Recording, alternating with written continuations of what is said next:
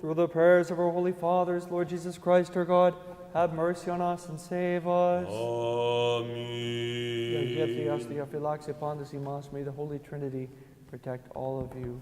Good evening. Please be seated just for a moment. As we begin Great and Holy Lent, this first Monday of the fast, we get a gospel reading, which is sort of curious because one of the characteristic of the Lenten services is, well, all the weekdays of Great Lent, with very, very few exceptions, we don't get the normal epistle and gospel reading. This is because we sort of all become pre-Christian again. We're still waiting to, it's as if we have not discovered Christ. We have to take that stance that we have yet to discover Christ, much like the people in the Old Testament. So we get Old Testament readings typically. But the curious thing is tonight we have a gospel reading, and the Lord warns us. He says, "Take heed that you are not led astray." And the question for the disciples all comes down to,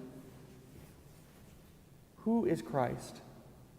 As Father mentioned before, the last judgment will be a final exam for us. And this life has been given to us to learn who Christ is. So we are cautioned to take heed that we're not led astray, because many false Christs will arise. So we have to discover who Christ is. Of course, we know him according to our faith and according to our Orthodox dogma. And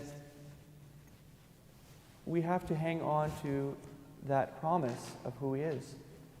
And that is somebody who is going to ask us to go through tribulation. And the world will promise us all sorts of things. Will promise us pleasure, maybe a carefree life. But of course we know that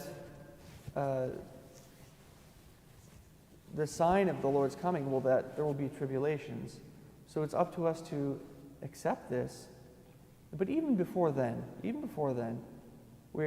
as we begin Great Lent, in our sort of pre-Christian period, we're not to be led astray. The gospel also cautions us to not be weighed down with drunkenness and dissipation and all these other passions that are going to lead us away from Christ. Because these passions prevent our vision of who he really is. And that is the whole purpose of Great Lent, to uproot these passions, or if not to uproot them, but to begin to work at them. Imagine the sea. There is a beautiful image that I've heard used from the novel Moby Dick. And there's this, when they're out hunting whales, and it's just, you can imagine, it's just kind of unseemly, unsightly. The blood in the water with they're killing all these whales. But after the calm, what happens? What can be seen beneath the surface? It's a mother whale nursing her calf. And this is really an image of the spiritual life. All of us carry Christ, that innocence within us. But we don't get to see it because of the surging of the sea of the passions.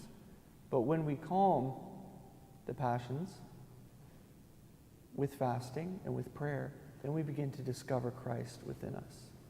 It's then and only then. And this is why the church gives us this beautiful season. So we're not weighed down with drunkenness and dissipation, but we begin to see who Christ really is. And the world will tell us we could see Christ even in the midst of that. We could see Christ just as clearly. We don't have to give up our sinful way of life. We can still see Christ, but we know this is manifestly not true.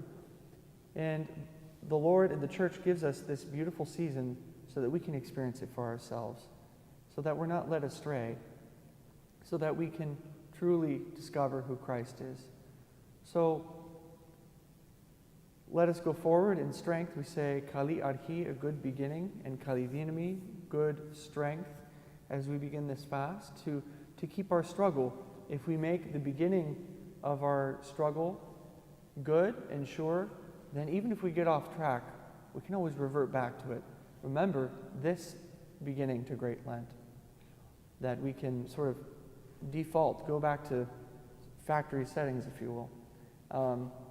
God bless you all. We keep our struggle this holy fast and keep our zeal, our fervor, and which is really, all of these ascetical exercises, they're an expression of one thing. It's of not a desire to simply keep a law, but it's our love for God and to keep His commandments. So may God bless you.